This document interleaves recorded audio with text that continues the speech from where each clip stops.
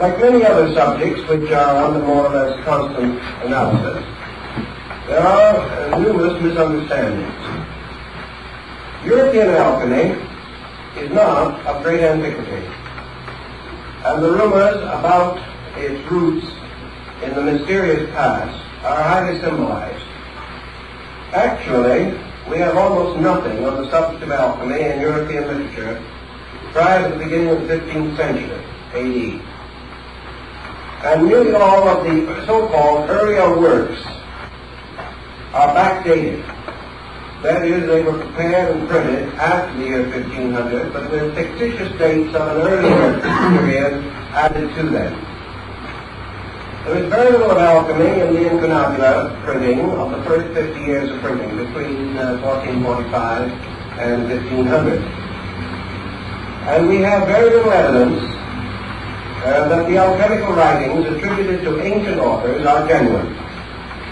For example, there are books, presumably, alchemical writings of Aristotle, which are certainly comparatively modern fabrications. Also, a number of fictitious characters were invented during the 16th and 17th centuries as having lived at a much earlier date, but these inventions or unreal persons have no historical foundation. Actually, we find the phenomenon of the rise of alchemical symbolism and thought almost paralleling the rise of European astrological speculation and the rising of secret societies and of Rosicrucianism in Europe. Now, alchemy is not limited to European countries, that we know. Remnants of it and references to it are to be found in the writings of many ancient Asiatic peoples. But the rise of alchemy in China, like that in Europe, is comparatively late when compared to the fabulous and legendary accounts thereof.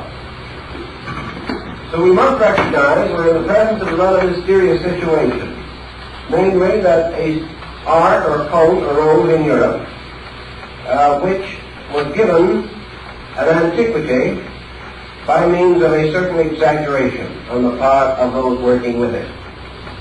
And actually, alchemy, as we are going to consider it, developed within the period between about the year 1500 and the year 1700. During these 2 centuries, this symbolism developed and elaborated itself almost beyond human imagination. Most of the symbols employed by the alchemists were derived from earlier sources, but there was also a wonderful mixture of creative ingenuity evident in the designs and figures. Some are obviously derived from mythology, some from natural history as it was understood or misunderstood by the writers of that period. Certain parts of it belong to the symbolisms of ancient religious cults. A part was taken from the older symbolism of astrology. Still other elements are almost unique to alchemy and do not occur elsewhere. Thus, historically speaking, we are dealing with a body of lore that rose to prominence, flourished for 2 centuries, and then gradually declined with the rise of chemistry as we know it today. I think we should bear in mind that there was an alchemy in antiquity, very roughly and inadequately drawn, but that actually, while we say that alchemy is the mother of chemistry, we might be wiser to realize that there was also a chemistry prior to alchemy, and that alchemy did not simply give rise to chemistry. Chemistry of an earlier date gave rise to alchemy, and this in turn declined again, and chemistry once more emerged as the principal carrier of tradition in this field of learning. Now, in consideration of these elements and factors, we are not in the presence merely of a great traditional account handed down for thousands of years, but of a cleverly devised program, integrated and perfected within a comparatively short period of time. This integration has a definite bearing upon the perpetuation of certain schools of philosophy and mysticism that originated in antiquity and also passed through various vicissitudes in the rise of European culture. Let us try to draw a picture of Europe at the time of the emergence of alchemy. Europe itself was coming out of the Dark Ages. It had just passed through the Renaissance and the Reformation. The human mind was beginning to break the tremendous bonds that bound medieval man to a reactionary traditionalism. The human mind was also rebelling against the dogmatic theology which dominated this entire period of European history. For several hundred years, men had been unable to use their minds.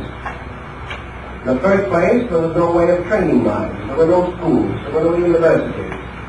There was practically no opportunity for the average citizen to become educated. The second problem was that Europe was devastated by natural and man-made catastrophes. The bubonic plague swept Europe, and during the course of about 300 years, its periodic ravages totaled somewhere in the neighborhood of some 50 to 100 million human beings died of this plague. During this same period also, the rise of the Inquisition is to be noted, and the tremendous attack upon heresy, upon liberalism and free thinking of all kinds. Even such schools and universities as did come into existence under the great cloister school system of Charlemagne were limited by a most reactionary and patristic philosophy. Even the physician did not dare to perform autopsy, did not dare to dissect the human body. He was bound completely to the writings of Galen and Avicenna, authorities, traditional authorities, whose writings covered the field from the minor ailments of the human body to the probable causes of volcanic eruptions. These traditional textbooks did not give any opportunity or any individualism to the mind of the person. He was simply schooled according to tradition, schooled within a very narrow boundary of acceptances and rejections. Within the church itself, a number of systems of philosophy had arisen, particularly the philosophy of St. Thomas Aquinas. This man had a magnificent mind, but bound as he was, again, by the limitations of his church and his time, he was unable to break through into the free atmosphere of liberal thinking.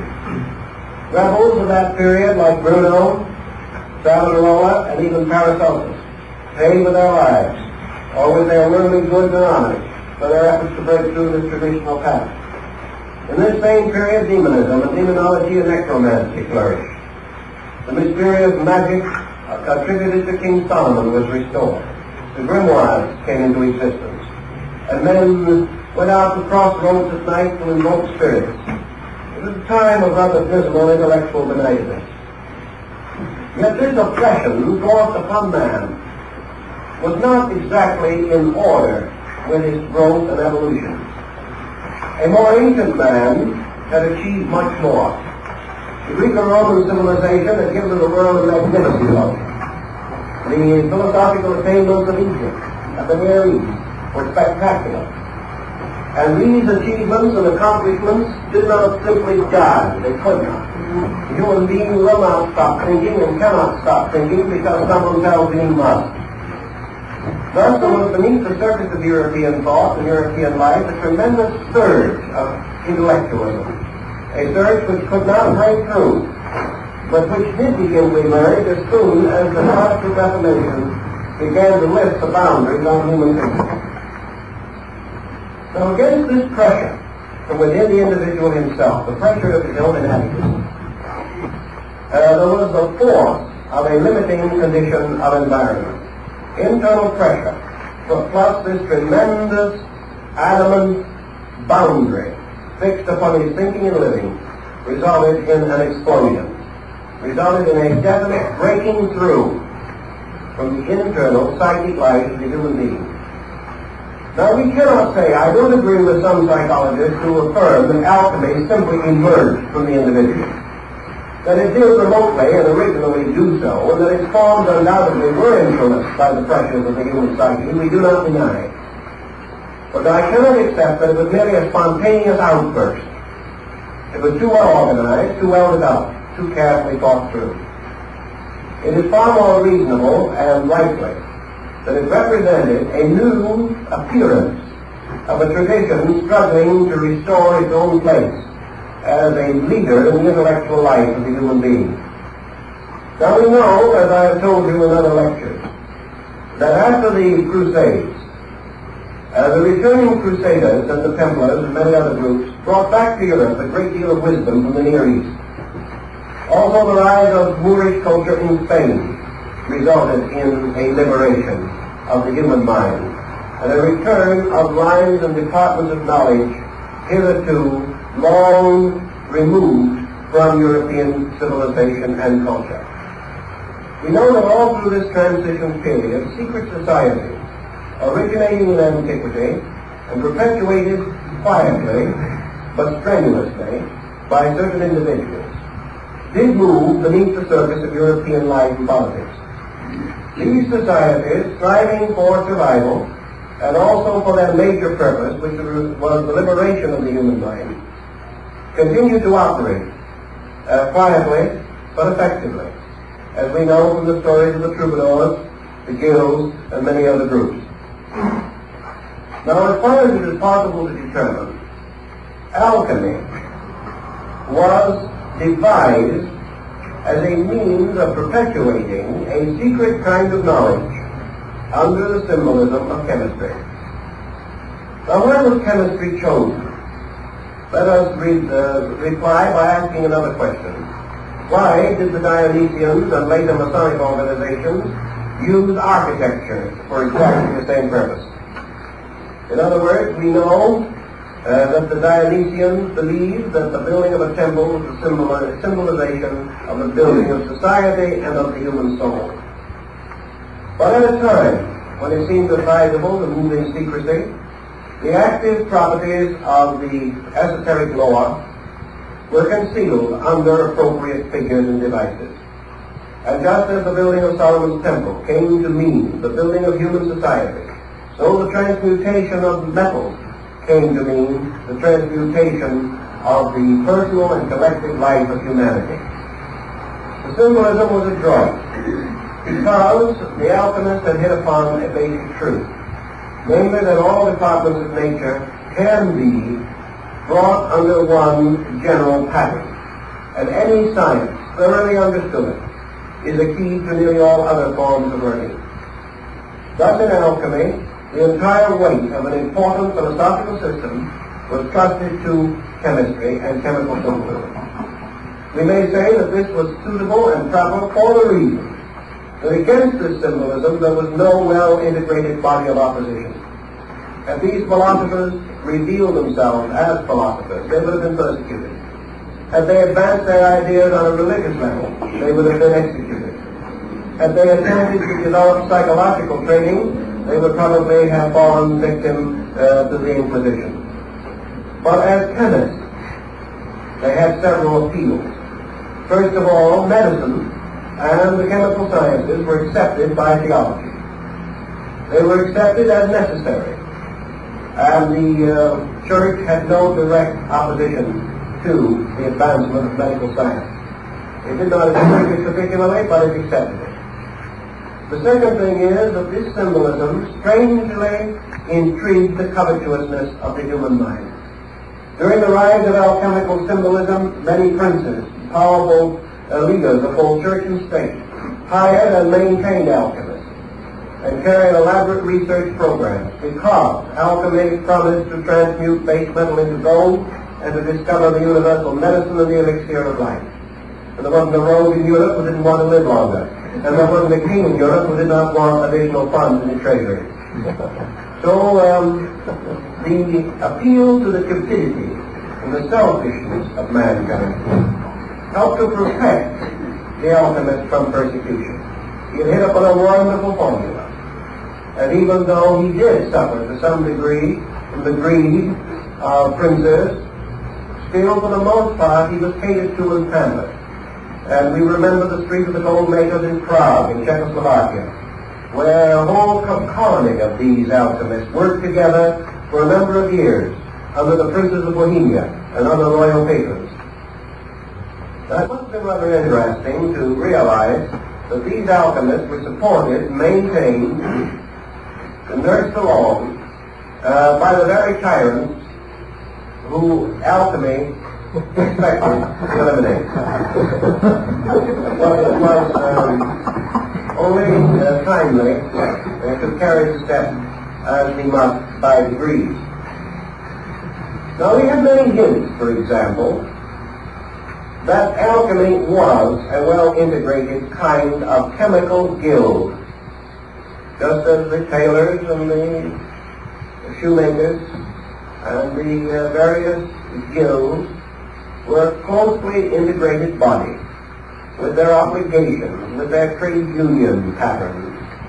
So the chemists formed a guild, and the great guild of the chemists gradually turned into the guilds of alchemy. Now let us take another parallel to this, because I think it is helpful to us, and we want penetration as well as coverage. I have made considerable research on the activity of architectural guilds in Europe during the period of the great cathedral builders, and we've come across a number of very interesting facts. When a great community or a powerful prelate of the church was resolved to build a cathedral, it was a great undertaking in those days. And if you visit the marvelous cathedrals at Chartres or Notre Dame or one of the wonderful churches in Florence, in Verona, you will realize how great an undertaking these cathedrals really were. The local villages, of course, could do very little, because at that time the village around the cathedral was just a little mass of huts, practically, around this magnificent building. Even today, the cathedral towns of Europe can be seen for miles, but only the cathedral, standing what appears to be alone, but actually surrounded by the low buildings of the citizens. When the time came to build a cathedral, the designer, the architect, or the sponsor, let it be known to the wandering journeyman. Perhaps in town at that time there was a carpenter, or one or two stonemasons, who passed through on their apprenticeship. These were told, and in 3 months all Europe knew. These wandering journeymen, traveling from place to place, told everyone along the way. So they in turn told everyone else that they met, and so on.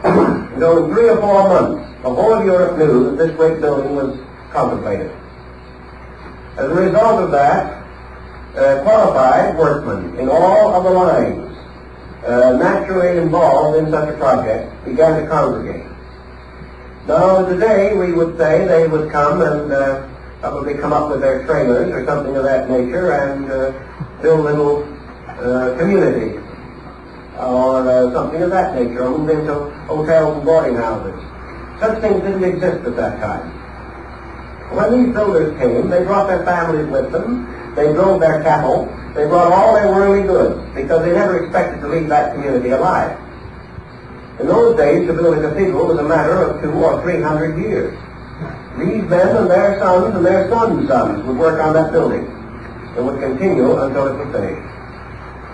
Under such conditions, these builders, some coming from countries that did not even speak the language of the land in which they were to work, did not mingle with citizens, did not move into the community or the town. They built their own city, a comparatively permanent one. And in one of the cathedrals in which I made some research, we learned that a town composed of nearly 15,000 human beings was built in a few weeks on the site of the work. This town simply came into existence. And it was all made up of workmen, craftsmen, who recognized each other by certain secret signs, who had their master's marks, and who were known to be qualified for various work. There were apprentices, and there were craftsmen, and there were masters of the work. As soon as this community came into existence, it built homes for those who were to work there. In the midst of this great community, they built their community house. And they then sent to the nearby town where the work was to be done and communicated with the architects and the financing committee and demanded their proper share, or their proper token. For it was up to the community where they worked to supply each one of these men with a pair of gloves, a white lambskin apron, and a certain amount of raw hides and skins to cover the roof of his communion house. As soon as this had been properly taken care of, this community created by these workmen held a session, elected its own officers, created its own mayor, or in this case, master of the work, his assistants to prepare the work of the day and to lay out the program for all of the other workmen.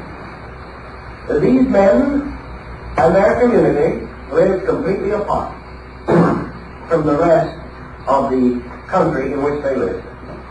And as the records of the time show, they did not even follow in the religion of the community. These people had their own religion. And several early fathers, writing of these communities of builders, shook their heads sadly over their quills and said that we think that some of them were not such good Orthodox Christians as they should have been. It's quite possible, because from the Near East came men who worked in silk and fabrics, came cutters of stones and gems. From North Africa came men skilled in design and artistry. From Bulgaria, Romania, from the great Slavic states, from all parts of Europe they came, Christian, Muslim, Jew, everything you can think of, but all bound together by the great guilds into which they had been initiated.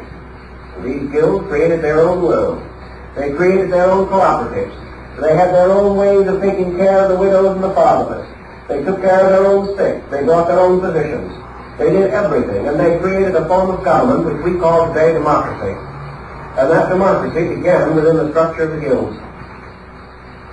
Now, if you attended a great meeting with the guild masters, you would attend something that was very interesting. You would find these men gathered in the communion house, or in the community center. And here, on certain intervals, prescribed by their laws and their traditions, they broke bread together. And because not one of these was greater than another, they were seated around a circular table. And in the midst of the table was the gill cup. And this gill cup had on the lip, all around the edge of the cup, little hooks. And on each of these hooks was the crest and shield of a guild master. This cup was filled with wine, and each of the masters drank from the cup, performing a ritualistic Eucharist, and rededicating their lives to the great service of the architect of the universe. They were worshipping through building. Their laws were their own. Their secrets were inviolate. Their mysteries were perpetuated. And the power of these men can well be imagined when we realize, for example, that a few days after he placed his famous bull on the church door, Martin Luther, who was by instance a guildsman, because he belonged to the guild of the watchmakers, soon after he had made his public statement against the sale of papal indulgences, Luther was called before his guild. And here in solemn assembly, he was placed under the protection of the guilds and given a medal, which must always wear, and which he should show in time of emergency. And from that time on, although Luther had a hard time, he was under the protection of this body, and was one of the few of the great reformers of the period who survived. The guilds were very powerful. Now here is a guild which we know definitely was dedicated to building buildings, but we also know from the inscriptions which they placed upon the stones, from the mysterious carvings they hid far in recondite places in the masonry, from their wonderful use of emblems and figures, that they were more than just guildsmen. They were the perpetuation of the secret schools of architecture known as the Dionysian artificers in Greece, the Vitruvian Collegia in Rome, and the famous architects called the Comasine builders, who had their refuge in Lake Como. These were all initiate schools from antiquity, concealing the secrets of human regeneration under the story of architecture. And here's one group of guilds. Now let us pass for a moment to another group. And this is the group of the chemists. The doctors, the chemists, and those who had to do with research in metals, metallurgy, and things of that nature. All who touch fire as a means of working the elements of their craft were bound together. And this mysterious body of chemists, although it did not build cities at the foot of cathedrals and do things of that nature, was an integrated body. And it was also in close relation to the crafts of the builders. After a great deal of research, I was finally able to recover ancient drawings of the original doors of the Cathedral of Notre Dame in Paris.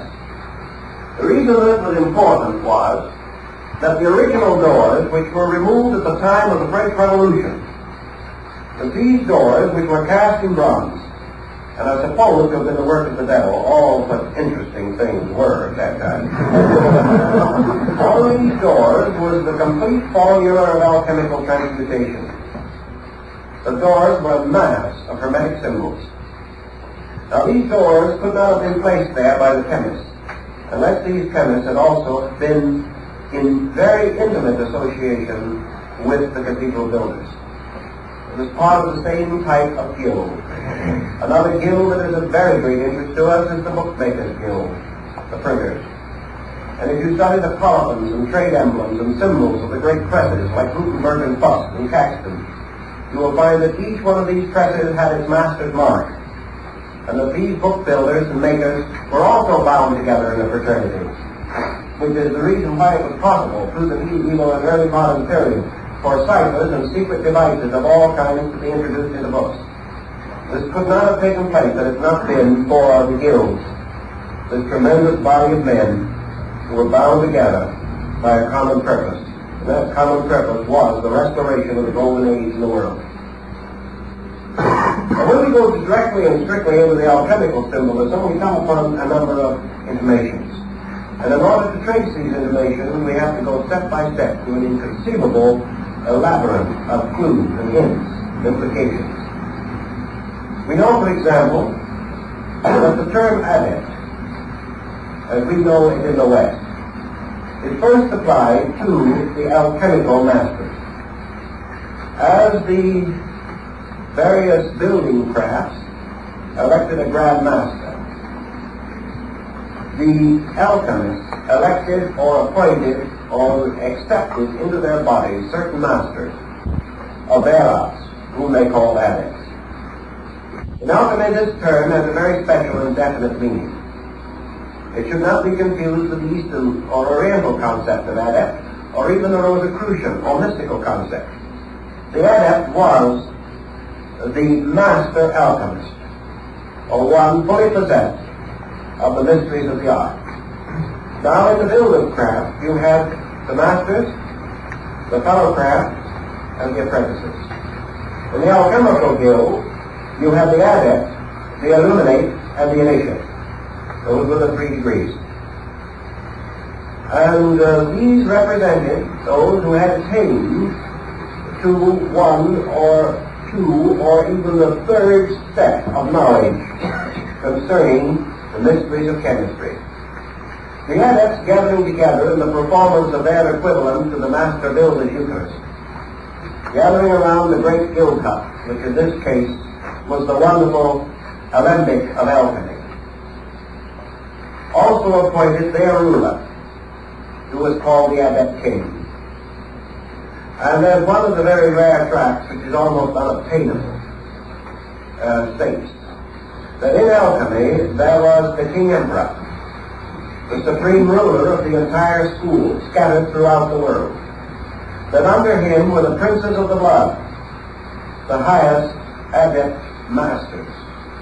Below them were the dukes, the earls, the barons, the knights, and the squires of this hierarchy. And therefore it was customary to refer to a certain alchemist as a duke or as an earl, depending upon his place in this great, mysterious empire, which existed in a strange dimension, extending through all other empires, and binding them together by a strange level of traditions. Now, material relating to this, as I have said, is exceedingly hard to find. We find a few references to it in Kunra, a very early alchemical master. And we also find references to it in a work called The Adepts in Alchemy, a very interesting and early work. But in wandering through one of the old libraries of Europe, I was able to find this manuscript. which perhaps comes a little nearer to some of this problem than we will find most anywhere else. And as far as I'm able to find out, this is the only copy of it that exists. And this is called The True Adepts, Illuminates, and Initiates of the Hermetic Arts. This is in the form of a kind of biographical glossary. It is almost in the form of a certain biographical who's who in alchemy. And from the first page of this, we learn the definitions as they were used within the body of the alchemical school.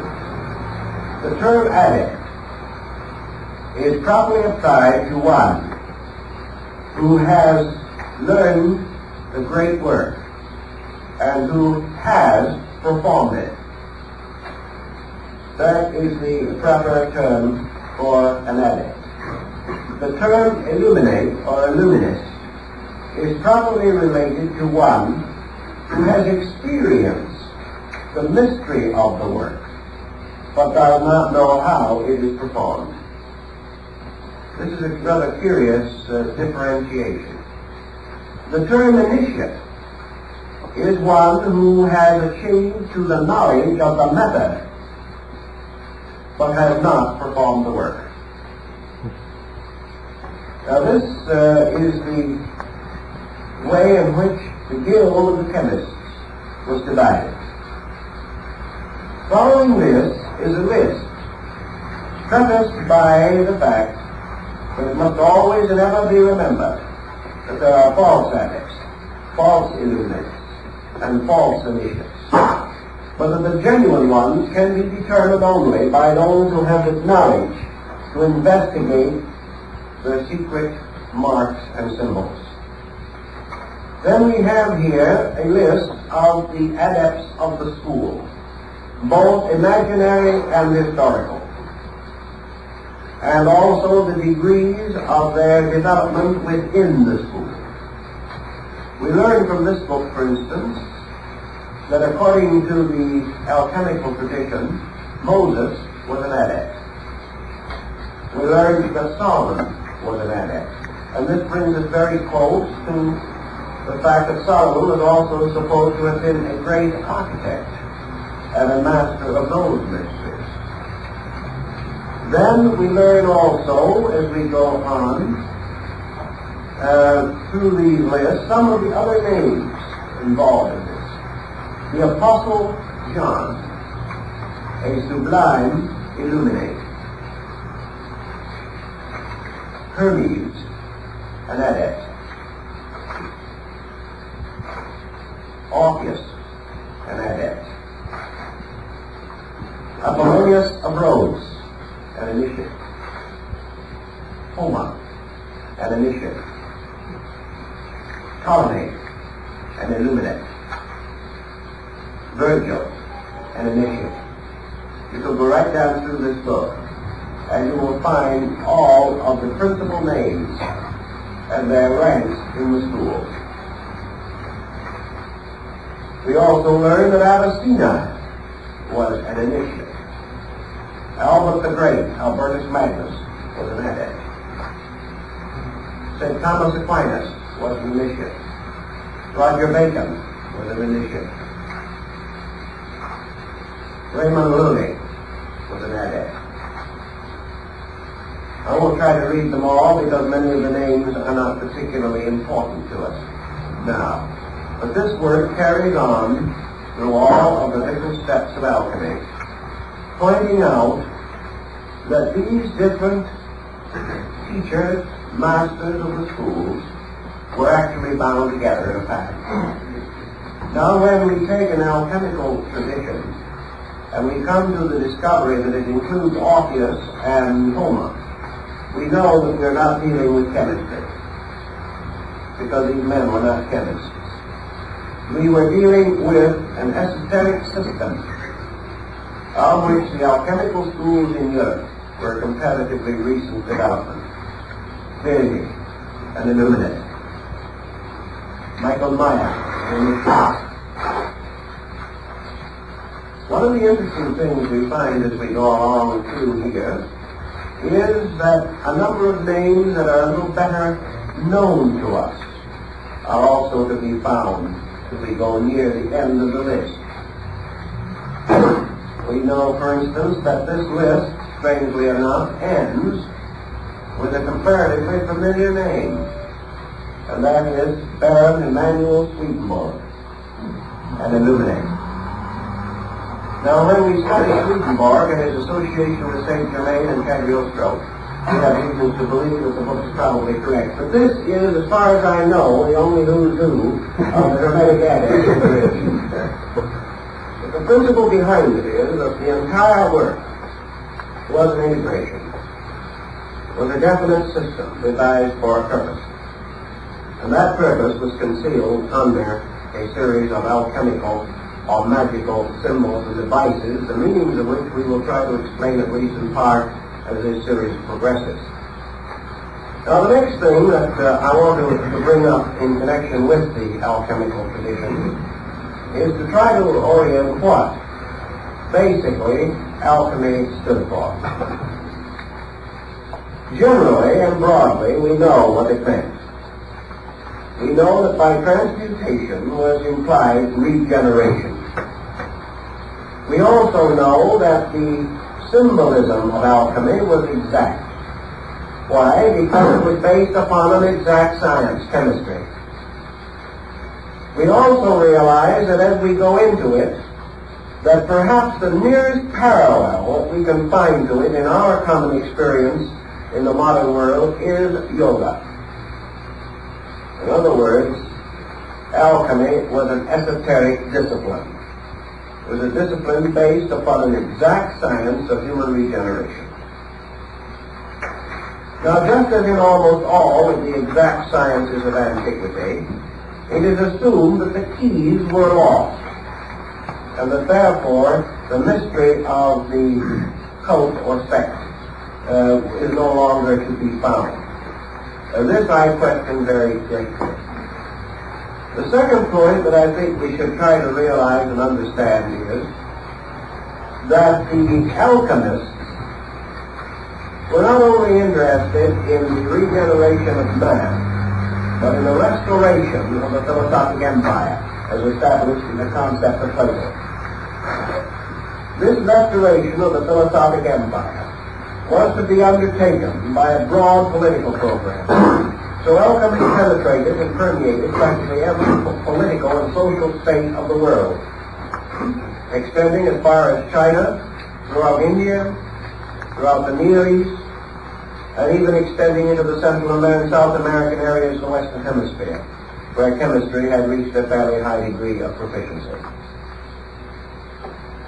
Around the alchemical speculation, as it is, we have developed a great number of overtones. And these overtones can best be understood by reference perhaps to some of the alchemists themselves. Following this list, and only using approved members of the Becker group, the aristocrats of the order, we find, for example, that certain alchemists are more reliable, more careful, and obviously more informed than others. Among the best and greatest informed of these adept alchemists was Raymond Loewy. Another one highly proficient and skilled was Bacillus Valentinus, monk of St. Benedict. A third very highly efficient one was George Ripley, the English chemist. And then fourth, equally at least recognized and remembered for his important contributions to the subject, was Michael Sendivogius. These were among the great names in alchemy. Therefore, when we read them, taking a work such as The Triumphant Chariot of Antimonium by Basil Valentine, we come always upon lines like this: Woe, woe, woe unto the gold makers. And another line in Ripley which says that whoever believes that the transmutation of physical metals is the end of alchemy is a fool. All these things are tossed in. Very little is made up, because at that time it was advisable to unveil the secrets too completely. But the alchemists themselves have left in their published and outer writings irrefutable proof that they were not to be considered merely as chemists, that they were to be considered as the instruments of a secret purpose and art, and that this art they had inherited or brought down from a remote antiquity. The alchemical symbolism itself was very recent, but the method or mystery behind it was very old. The second and another important point is that the alchemical tradition moving into Europe Christianized itself intensely. But this Christianization was no part of its original symbolism. Gradually, therefore, we find the introduction of Christian figures and symbols into the alchemic arts. But wherever they are used in a purely alchemical sense, not in the sense of theology. Just as the mystical symbols of astrology and magic used by Deity were not to be used in the magical and astrological sense, but in a purely mystical sense, a matter which has been of considerable concern to students of the subject. One of the names associated with early alchemy was Paracelsus von Hohenheim. This great Swiss physician tells us that he was initiated into the mysteries of the spiritual art of chemistry by masters of this art in Constantinople, and that it was among the Muslims that he gained his first great knowledge of the secrets of transcendent chemistry. In all probability, he studied with the dervishes and other Eastern groups who had under another symbolism. The symbolism, in some cases, of music or song or poetry, had come to the same as with the famous troubadours and the Priad of Ronsard in France. All of these groups were bound together. Dante's Inferno was not intended to be a literal description of the netherworld.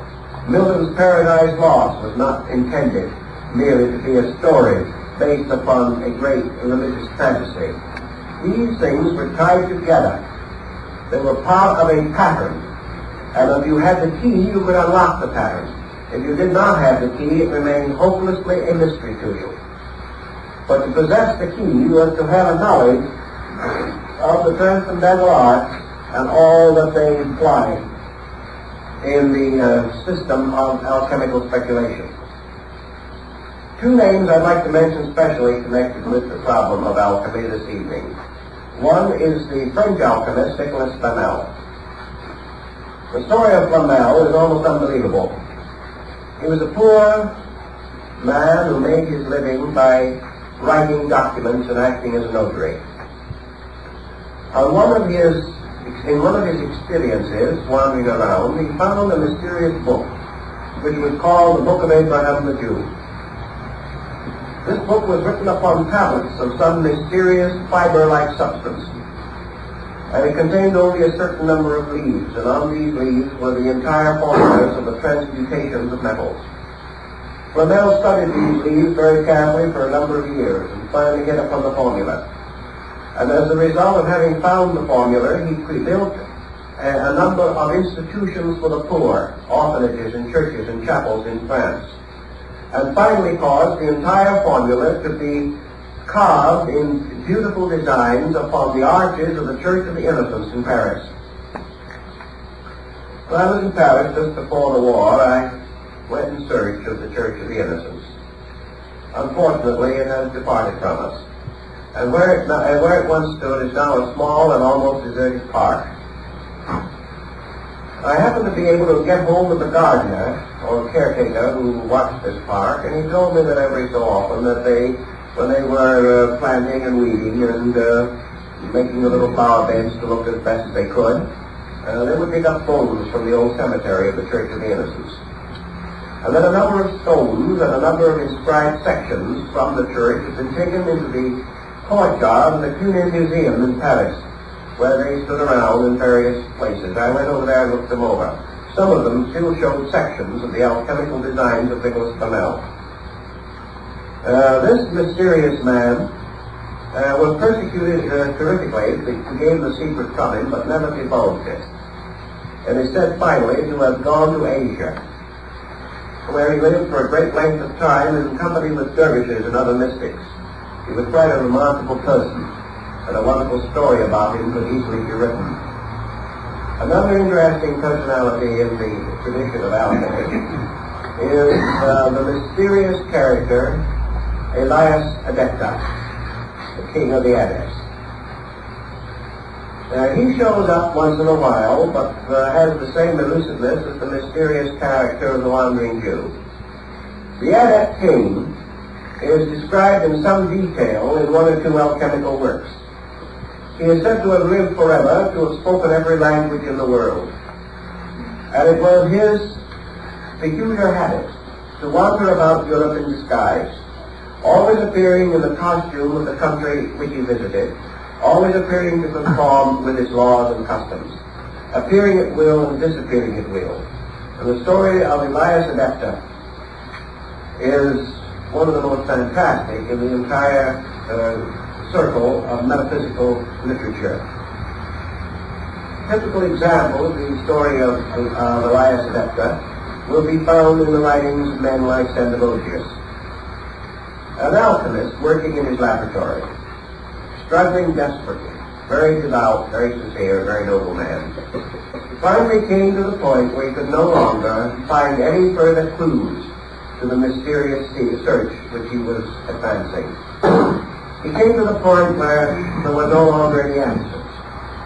He did not know what to do next. He had done everything that he could think of and conceive of, and had studied and worked and labored and prayed and meditated and gone as far as he could. In this emergency, it was not uncommon for a knock to be heard on the front door of his house. A mysterious man would come in.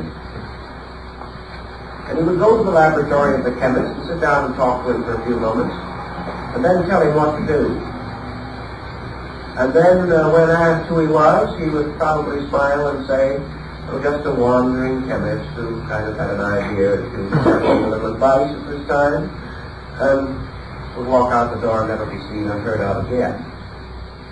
Gradually, the records of this mysterious wanderer gained proportions. And for over 200 years, the story of Elias Adepta, wandering about Europe, is to be found in choice archives in this field of research. In a few cases, he told his name. He was Elias the Adept. He was the mysterious Adept king who was to come and to rule over the world. Then he would vanish again, like the mysterious bodhisattvas of Shambhala, not to be seen or heard of anymore.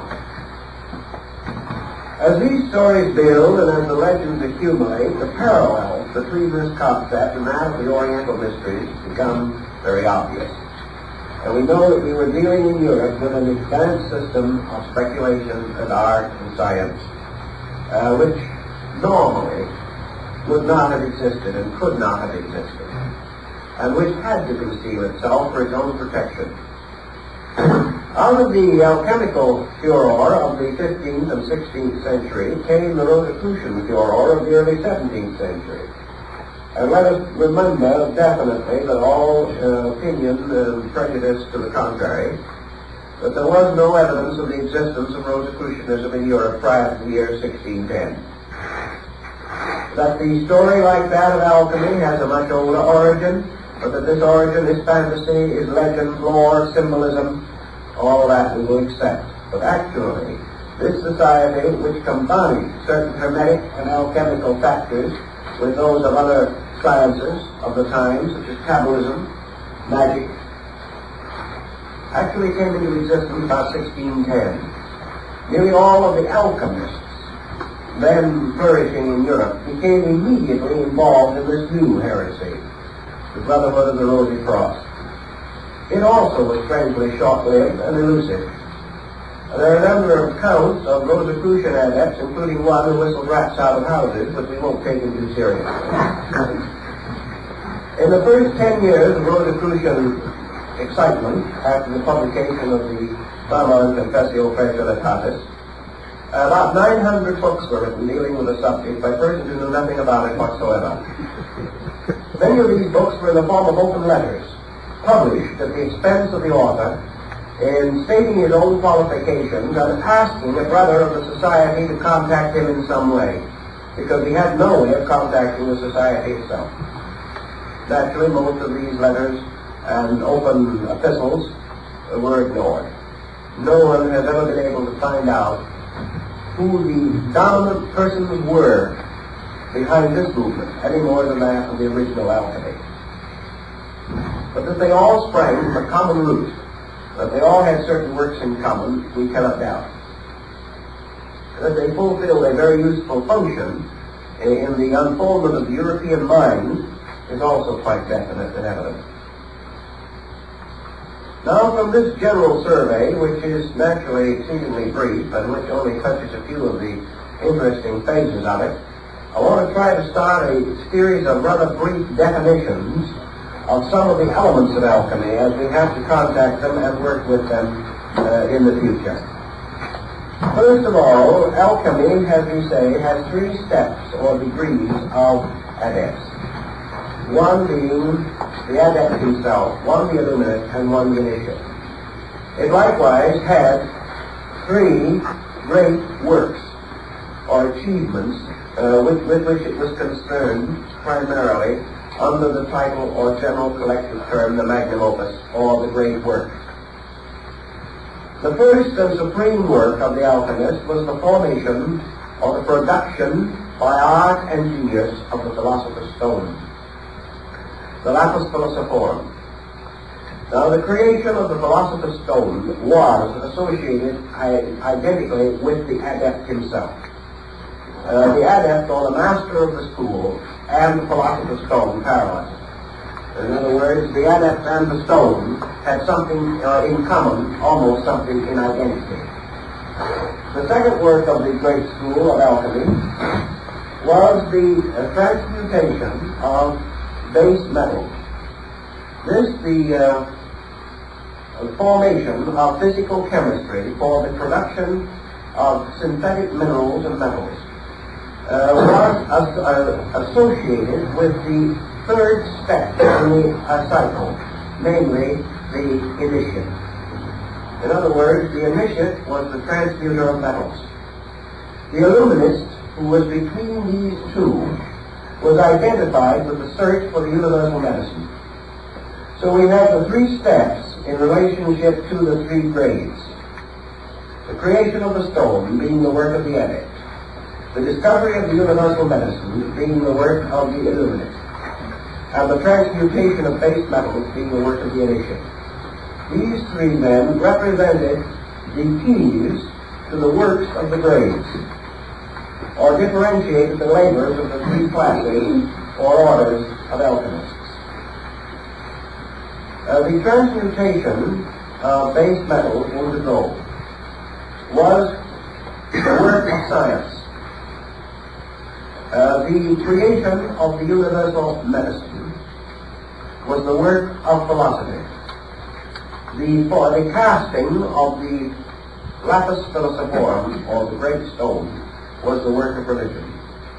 Thus, religion, philosophy, and science were in the three grades, as in almost all of the great mystical things, schools and systems. The first grade was, of course, the grade of the spirit, the second, the grade of the soul, and the third, the grade of the body. Thus, the body was the transmuter of minerals, the soul, the discoverer of the medicine, and the spirit, the precipitator of the stone.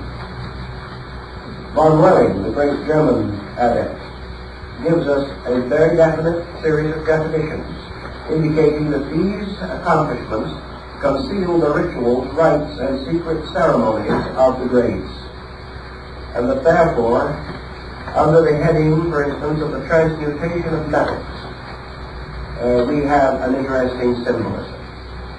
The alchemist represented metals under usually 7 symbols. These 7 symbols being identical with the planetary symbols of astrology. Thus, for instance, lead with Saturn, iron with Mars, and so on. These were the base metals.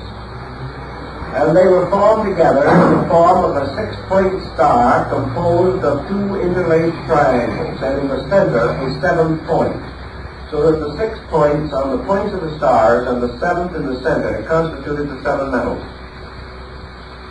Now, the alchemists also Carpo drew this, as defined in the Septium Deum, in the form of 7 of these 6-pointed star patterns arranged in a circle like a wreath. In each one, a different symbol of a different metal was in the center, and the other 6 surrounded it on the points of the stars. Each one, therefore, told us the simple point that the alchemist himself made out, namely that each one of the metals contains all the others. Now, if we take the points of the metals and we change these into the 7 liberal arts and sciences, we shall then have a key to the great social reform of the transmutational level of alchemy. In other words, your 7 metals are the 7 departments of human society. They are the 7 arts and sciences. They represent the 7 races, the 7 continents, all of the great systems of septiums by which the world's life and progress are measured. Each of these contains within itself the seeds of all others. And the alchemist says that the seed of universality is within every particular of nature. Every atom contains all the rest. Every center contains an infinite circumference locked within its own essential nature. Also, the alchemist pointed out that every base metal contained within itself pure gold.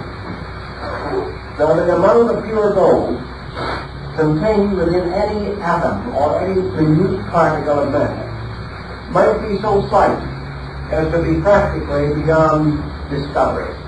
But alchemy said, you do not create gold, you make it grow.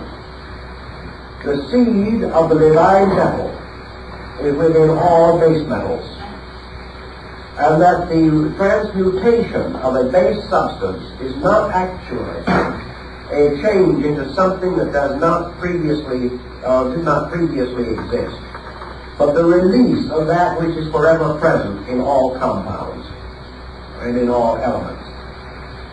So that alchemy is the nourishing and the feeding of the seed of gold in everything.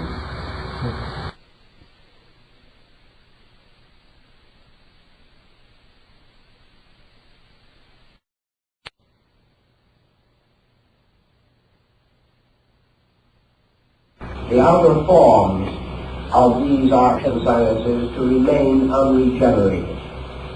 Thus, in the field of learning, alchemy is the regeneration of arts and sciences, not by reforming them, essentially, but by releasing through them the seed of truth which is locked in each one of them, to make the seed grow, to accomplish the mysterious multiplication from the mango seed, like the fabled legend of Indian magic, was the problem of alchemy. Now, in the transmutation of metals, another important point was brought out, and that is that the outer bodies of the metals are irreconcilable. Therefore, that you cannot force iron and lead together and cause them to accomplish an alchemical mystery. You can fuse them to produce an alloy of some kind, but you cannot force them together to release their own spiritual power. Therefore, before metals or elements can be given a new birth in the spirit, they must die. And the death of elements, the destruction of minerals, the complete elimination of the formal nature of the forms of things is part of the alchemical procedure. Therefore, alchemy was a death and a resurrection, and comes very, very close to philosophical symbolism as we come to this level. All of the outer bodies and structures of metals must die before the spirits of these metals can unite to form the mysterious transmuting agent which is called the red lion. This again has very great significance, and the alchemist finds comfort in the words of the Scripture, but unless a man be born again, he shall not enter the kingdom of heaven.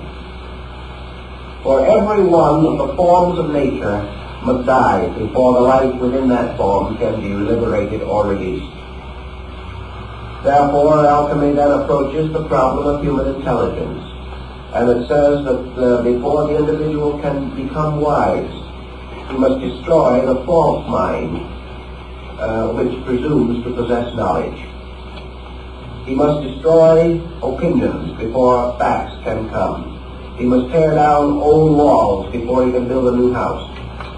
And in the doctrines of the alchemical mysteries, it was first necessary to destroy the personality or the individuality of metals before they could be brought together to form the transmuting agent.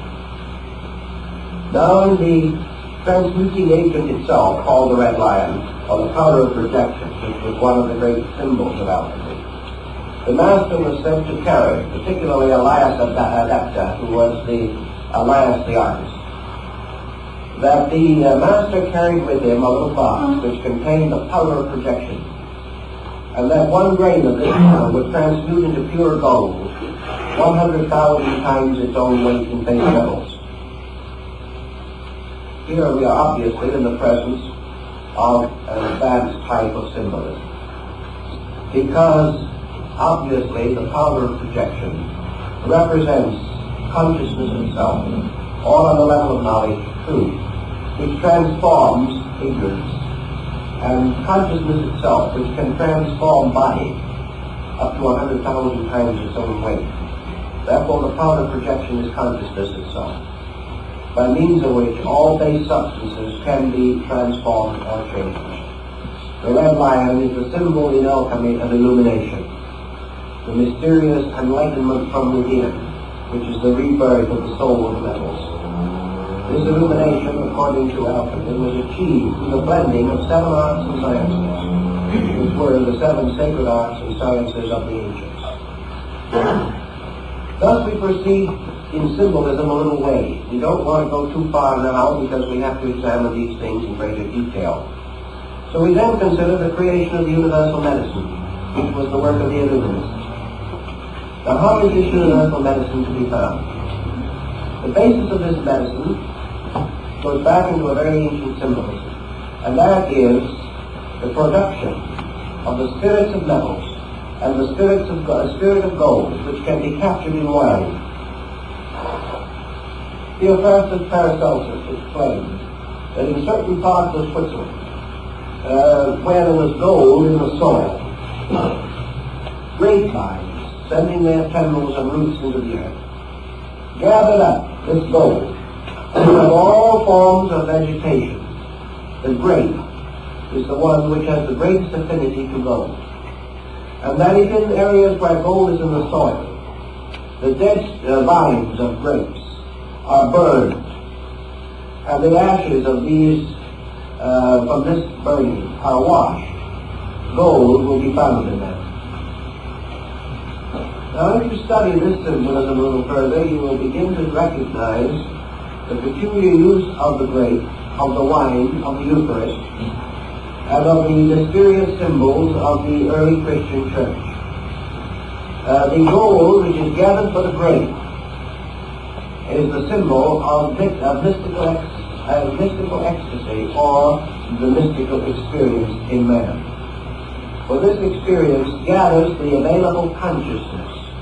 And you remember that the Christos, or the symbol of the illuminator and the initiator, refers to himself by saying, I am the vine.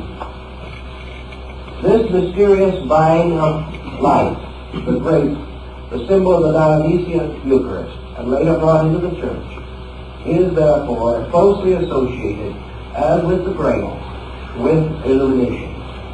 The universal medicine is the mystical experience arising within the individual. It is the basis of the healing of himself and of all nations, and the bringing about of the power of the healing of all sickness. For sickness is healed by the mystery of grace. And in alchemy, the grape and the grace are identical in meaning. So we have here a heavy mystical overtone, overshadowing the physical or alchemical symbolism as we generally accept it. You'll find work on this on this subject and the development of it in the work by General Ican American Civil War General, in his Mysteries of Alchemy. Now the lapis philosophorum, or the diamond stone, the diamond soul, also is reminiscent of many religious systems. In Tibetan Buddhism, the diamond soul appears as one of the most important symbols of the world deity. In alchemy, the ruby diamond is the most important of all the symbols. It is a synthetic stone so made that it has a drop of blood in the center. I have seen in Europe 2 or 3 ruby diamonds made by art and nature, by alchemical transmutation. We recently have read in the paper that at last a completely synthetic diamond, absolutely perfect, has been discovered. And this undoubtedly is the same basic principle as the idea of alchemy. For this reason, alchemy says very simply, that which occurs psychologically within man will also occur physically in chemistry. In other words, alchemy does not deny that base metals can be transmuted. But it says that the laws used in this are the same laws as those used in the transmutation of man himself. Therefore, as the individual gains the secret art for the transmutation of his own nature, he can also transmute physical substances. Because one set of laws is involved. If, however, he attempts to transmute base metals without having the secret of the transmutation within his own consciousness, he will not only fail to transmute his consciousness, but will be unable to transmute the metals. Many alchemists began their work as experimental chemists. And this brings us another important key to the thing. These experimental chemists began by a sincere and inevitable conviction that they could transmute base metals physically.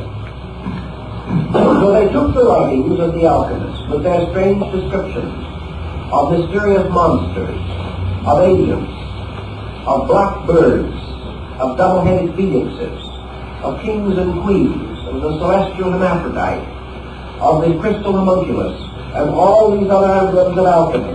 And they began to ponder them, trying to find out how to make an honest diamond. That's how they started out. They pawned their family goods. They went out and bought all kinds of equipment and alembics and retorts, test tubes and furnaces, and with bellows and artistry they blew and they puffed. Like Titus and Mirandolus, who spent many years working on this subject, but did not arrive, or Eugenius Delites, who finally was killed by an experiment in his own laboratory. But these artists, struggling to understand the symbols, fighting day by day with the processes in their retorts, gathering their dew upon plates of glass on the various figurations of the constellations, seeking for the gold-bearing grapevine, working with the formulas, studying the designs and symbols. These very physical chemists, as Michael Sendevogius tells us, who was one of them, started with this simple intent to transmute base metals to become rich. But they hadn't gone very far when something began to happen to them. They began to find within themselves a realization that they were too limited in their own perspective. As they went along in their researches, they found they depended upon faculties keener than those of mere reading. One of the simplest things they had to face was the problem of trying to find out what the author had concealed behind these strange devices. These devices became meditation wheels. They became like Buddhist mandalas. They began to challenge the individual who studied them. And as months went on and years went on, and this individual went further and further into the arts, he began to sense within himself other dimensions that he had not previously considered. And after he had been working more than 10 years in his laboratory, Sendevogius suddenly came to the realization that alchemy was not a physical science, but a spiritual one. He discovered himself. It grew on, so to speak. He learned step by step through the unfoldment of his own faculties.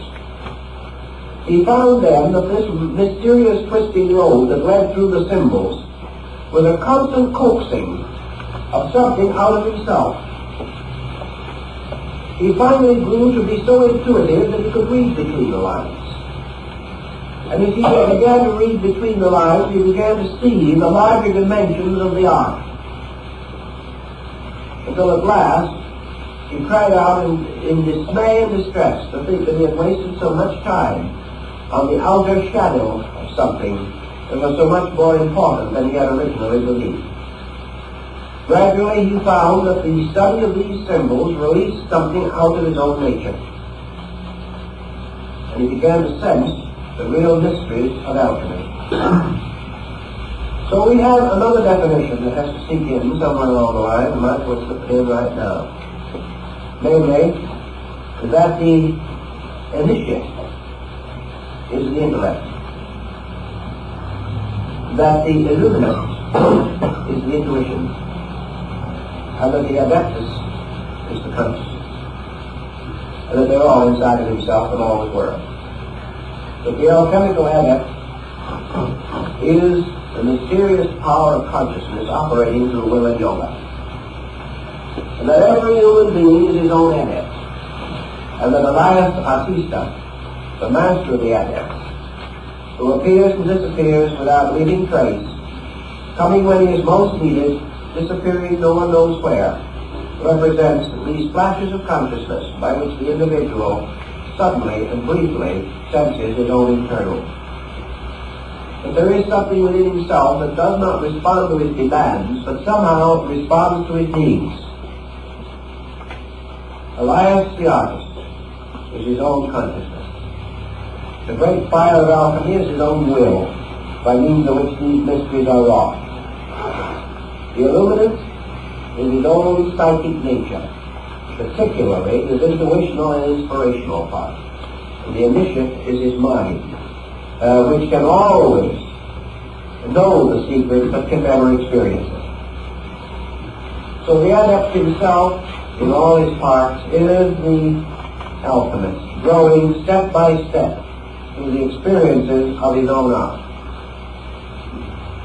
As we recognize these principles gradually coming more and more clearly to us, we also can go on further.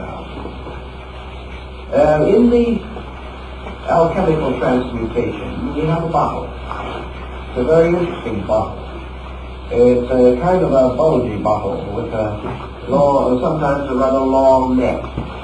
And within this bottle are a number of strange devices, one of the more common and frequent of which is a peacock with an extended tail in many iridescent colors. And the initiate seeking the stone is told to watch for the appearance of the peacock's tail in the bottle.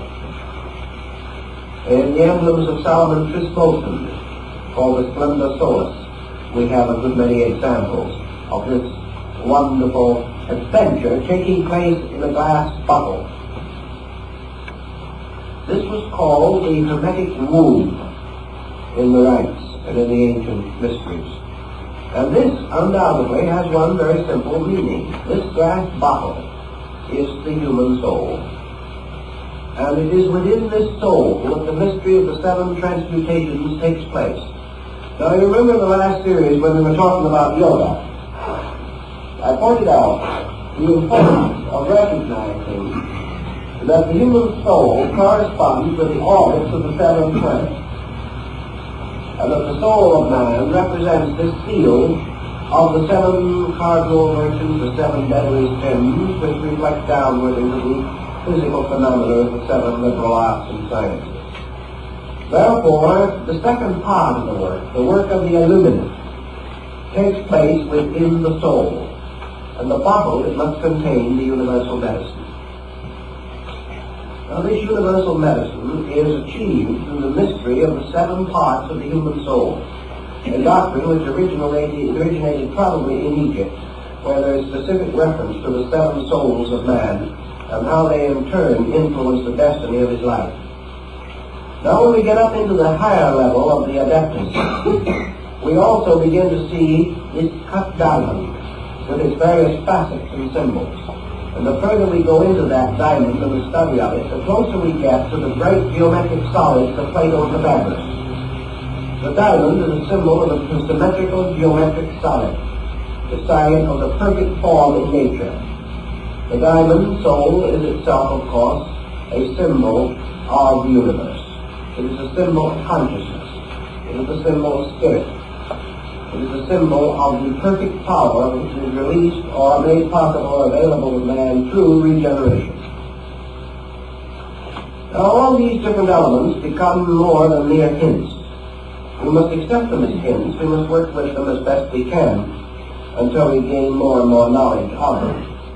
Now also in alchemy you have another mysterious symbolism which is called the ladder of the sages, or Homer's golden chain, which binds the ship of life to the pinnacle of Olympus.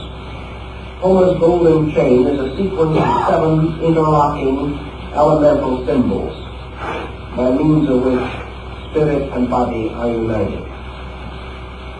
The soul is therefore the symbol of union, and there comes out of this another great and important emblem, and that is the rise of the term Hermetic. Hermetic is associated with the later Egyptian divinity Hermes, who belongs to the period of the Gnostic revivals in North Africa, is a very mysterious being around whom the great vision of the Pymanderies of Hermes has been compiled. So we use the word Hermetic today to symbolize something that is sealed so that air cannot get in, as hermetically sealed jars or bottles. This is again a reference to alchemy.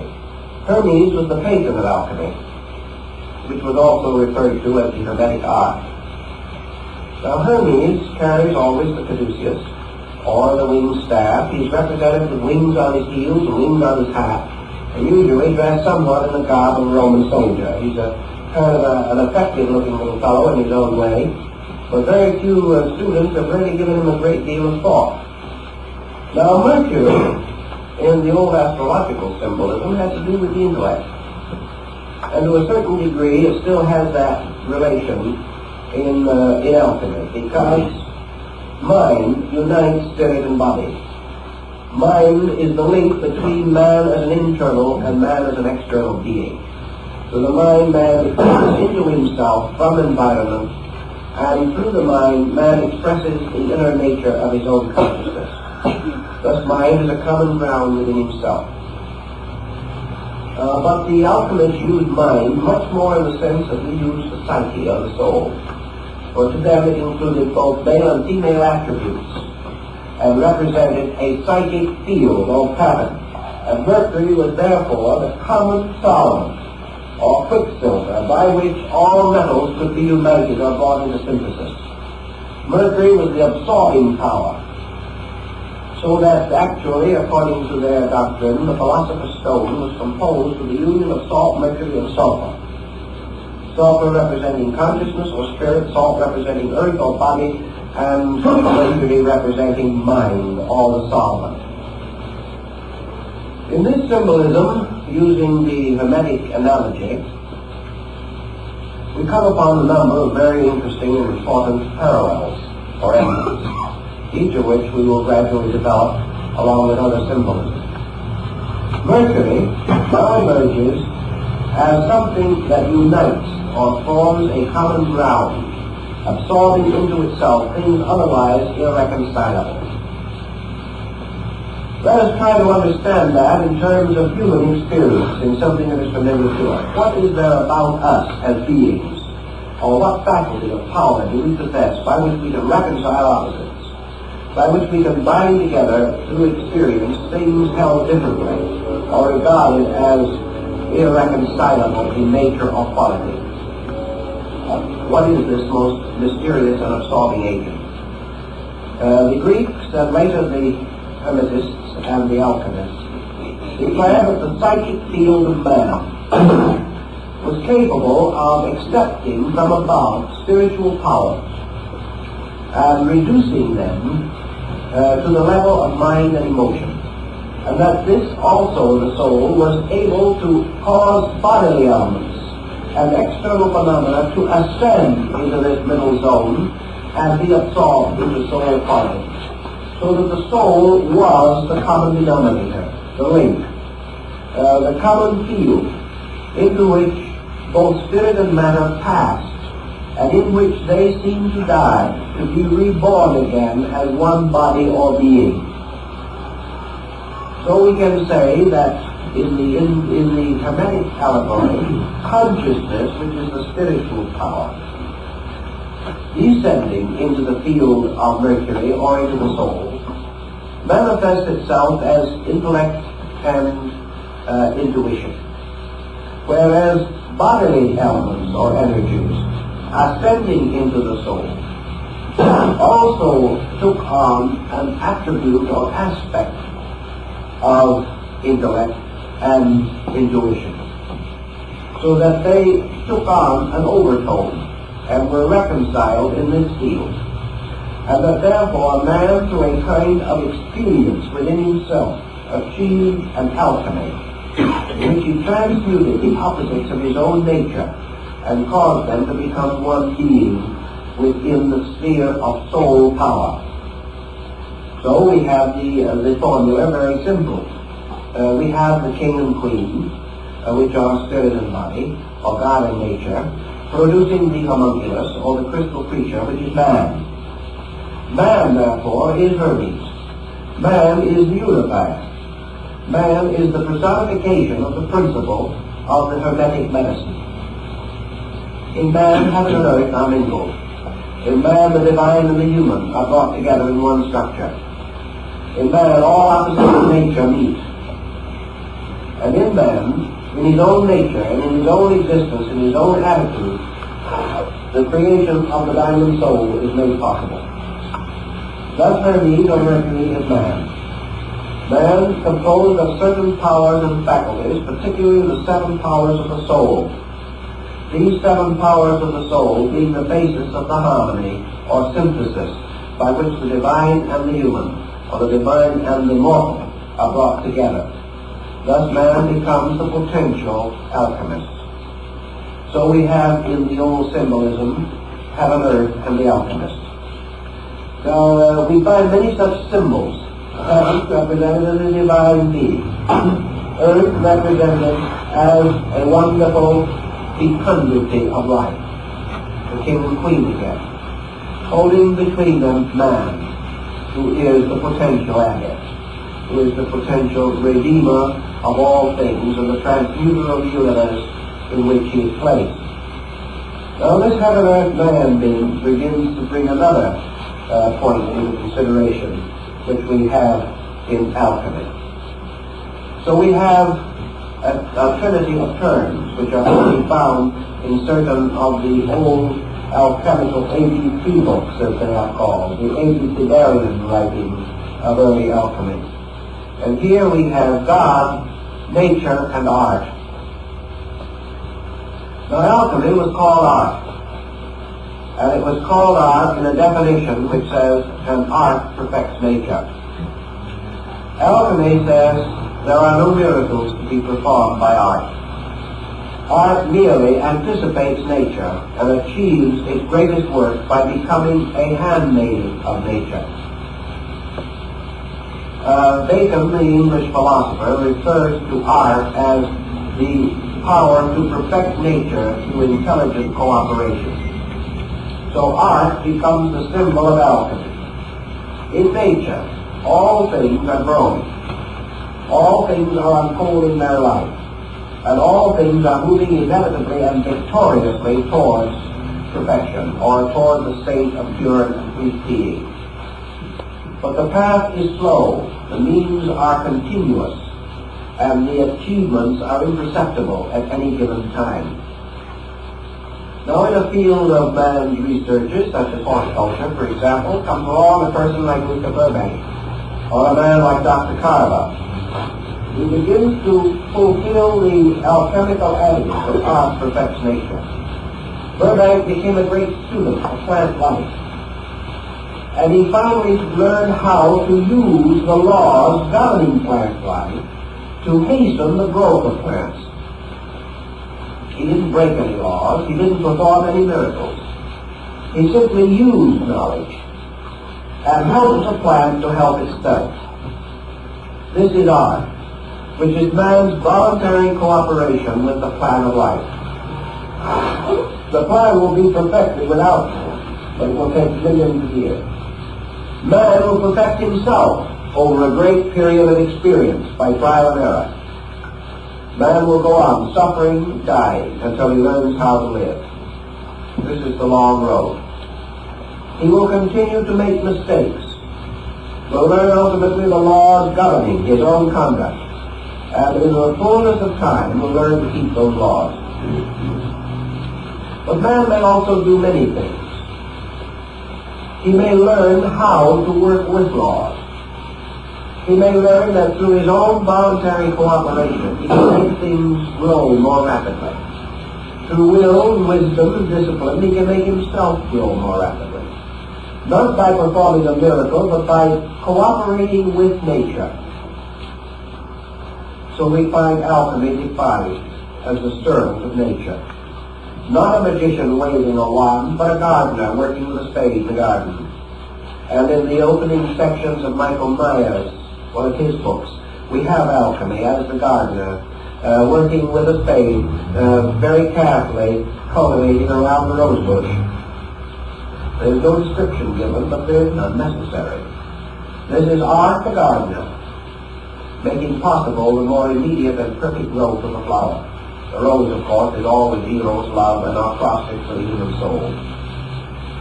So soul gardening is an art. And the alchemist is the gardener in this great and mysterious garden of the metals. So we find around the gardener growing on various trees symbols of all the metals. He is a gardener working in the field of the metals. He is making them to grow. The artist also is the gardener working in the garden of his own soul, making it to grow, releasing the 7 powers and faculties which are exoterically represented by the 7 senses of man, unfolding all the potentials there, keeping faith with the law, making the law to reveal itself through working with it, through following its own rules and causing the law to fulfill itself more immediately through obedience. Another symbolism appropriate to the idea is the gardener weeding his garden. He has valuable plants there which he wishes to protect. Therefore he takes away the weeds.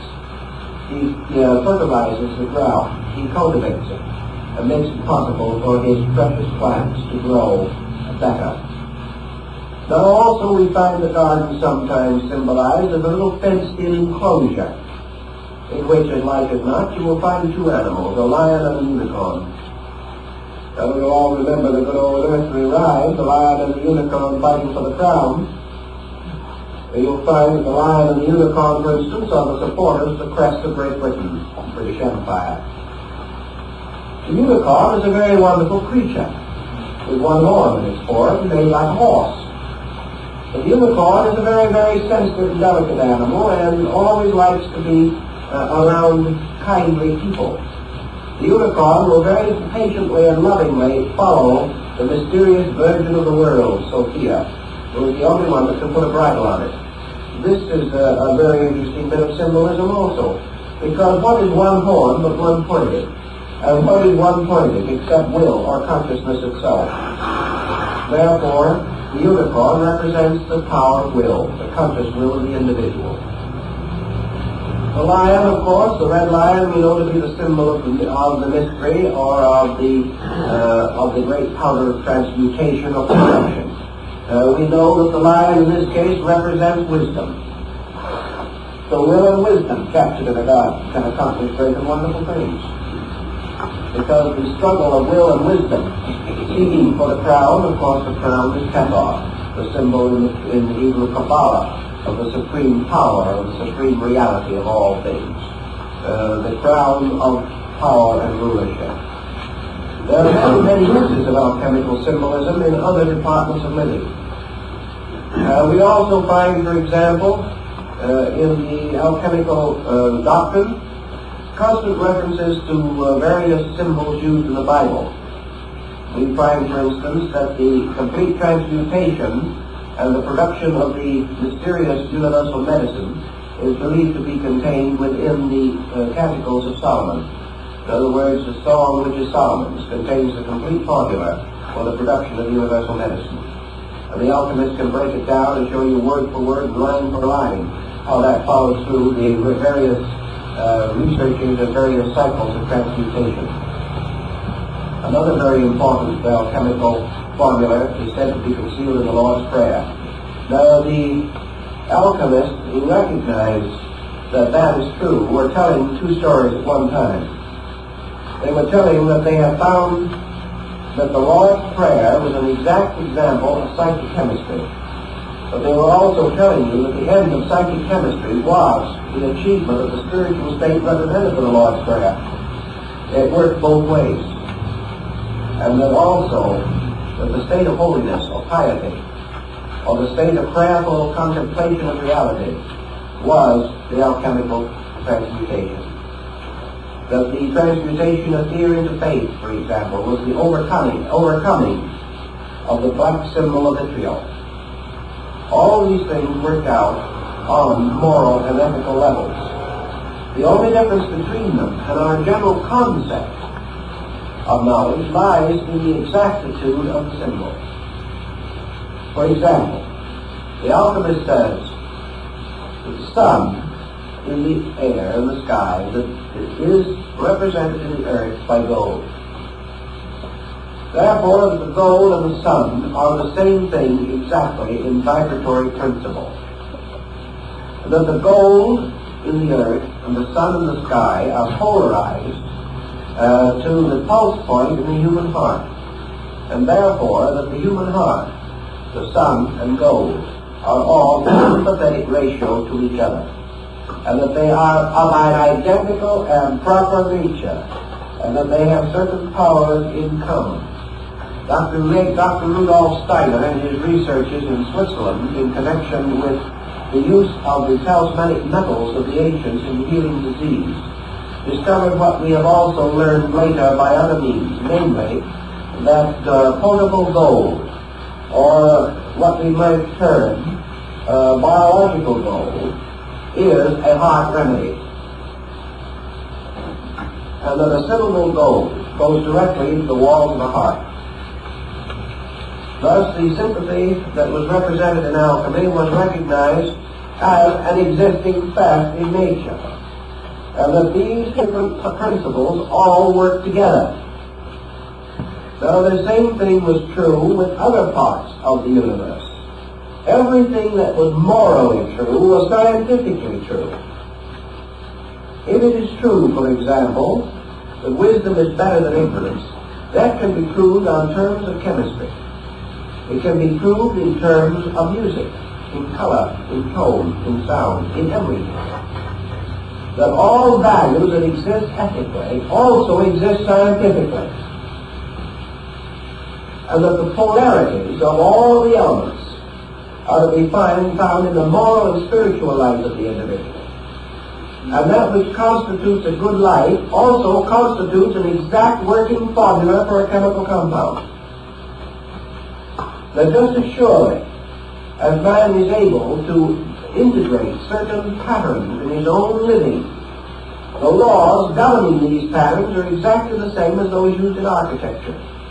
And a happy, harmonious, well-integrated home can be mathematically diagrammed, and the diagram will be the perfect structure for a building. This is what Leonardo meant by certain of his canons. In other words, there is a dynamic which extends from one level of life to another. Pythagoras knew that if you played a certain chord of music, that this chord in its mathematical vibration could be and was equivalent to the basic key to the structure of a building, the basic key to a chemical compound, a basic formula in law, everything.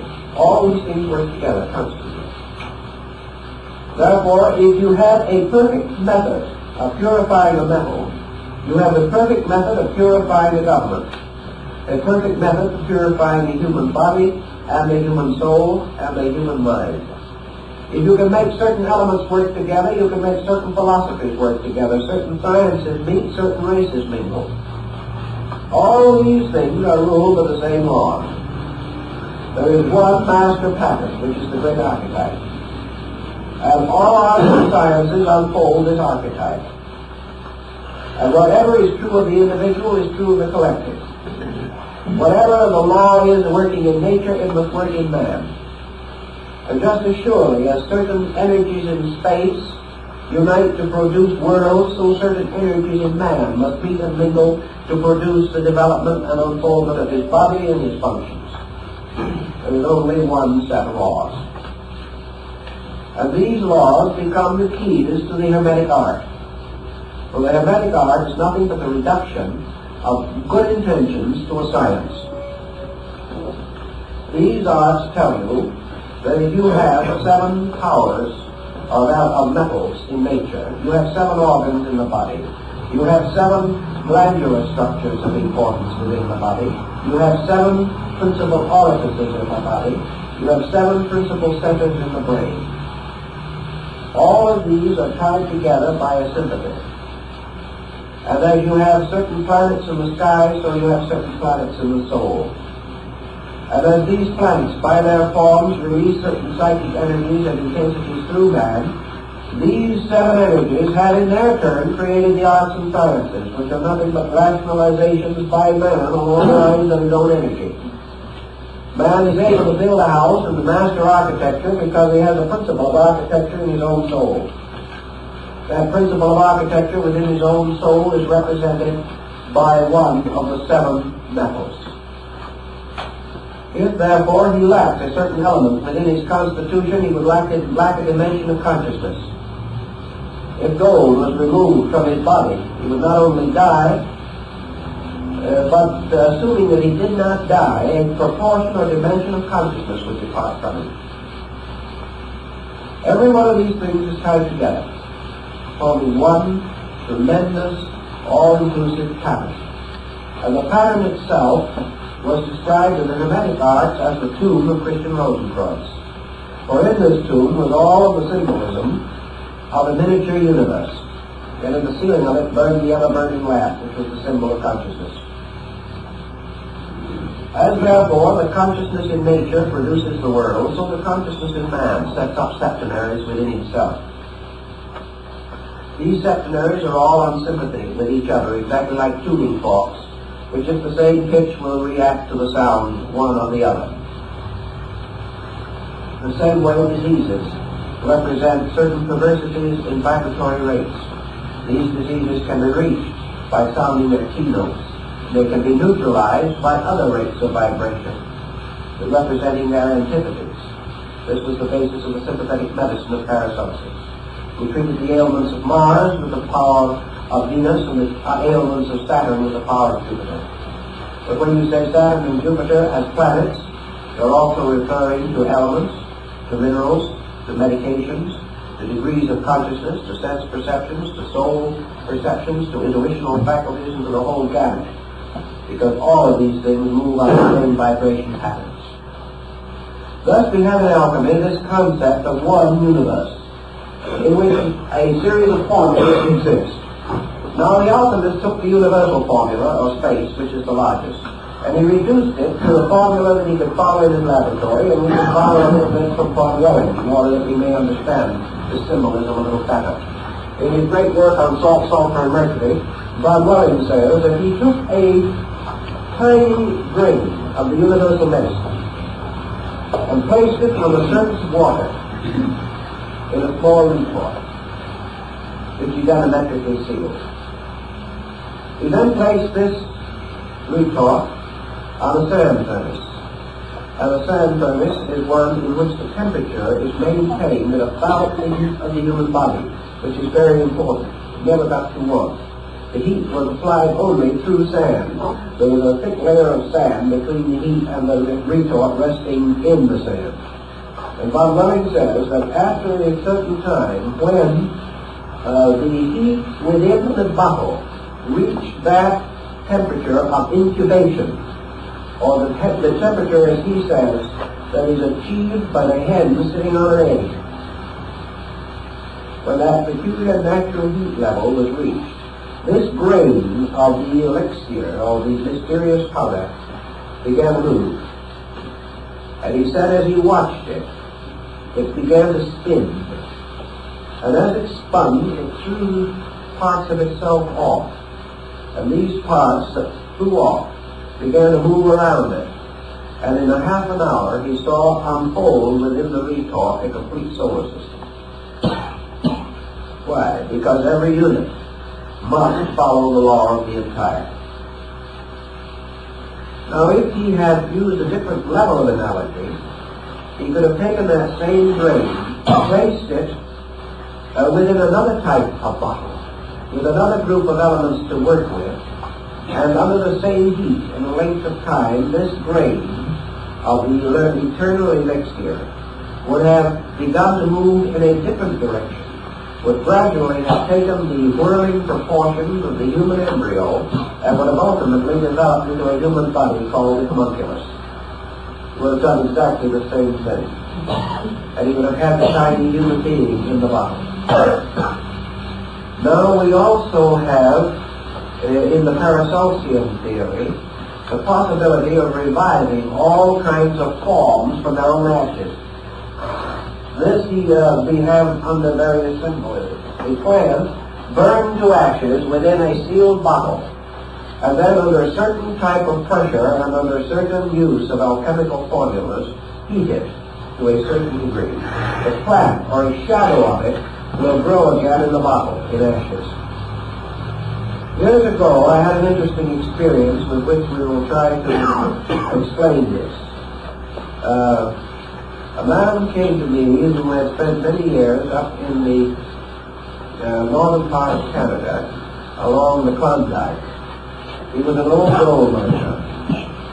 And he said, there's something that I've never been able to understand, namely that gold grows. He said, we could work out a vein, leave it for 10 years, and come back to it, and there was more gold there. He said, we were convinced that this gold accumulated in some way, drawn by whatever amount of gold was still left in the vein, the little part that we didn't get. The seeds were still there, and this gold grew. And he said, as a proof of that, he said, I took a piece of ore with a small amount of gold still in it, and I placed that gold in an hermetically sealed jar, small jar. It was just a little bottle about this size, about 2 inches in diameter. He said, I have now unsealed this, and I want to show it to you. He said, when I placed it in there, many years ago, there was just a grain of gold in it. But now, many years later, that little grain of gold has become a perfect little tree. It has grown from its own seed, the growth of metals. And he said, I will tell you something else, and he showed it to me. And it was undoubtedly exactly as he had described, and I'm inclined to believe him because we have the same record exactly from the Swiss gold miners of the 16th and 17th centuries who said that they had actually made gold grow. But another interesting thing this old miner told me was, he said, it didn't grow nearly as rapidly until I happened to discover something. Namely, that it grew more if I kept it on me. And therefore, I used to, for many months, I carried it inside my clothing, this little bottle. Because whenever it was close to me, it grew. And of course, the answer was body heat.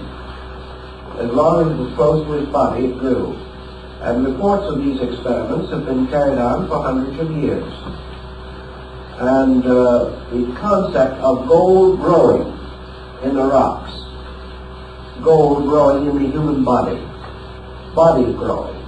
All of these things tie up with the alchemical tradition, which is that all things grow. And that as the metals grow under certain conditions, so man grows. And what is the gentle heat which matures the metals? And the Buddhist might answer, the fire of aspiration by which all things grow.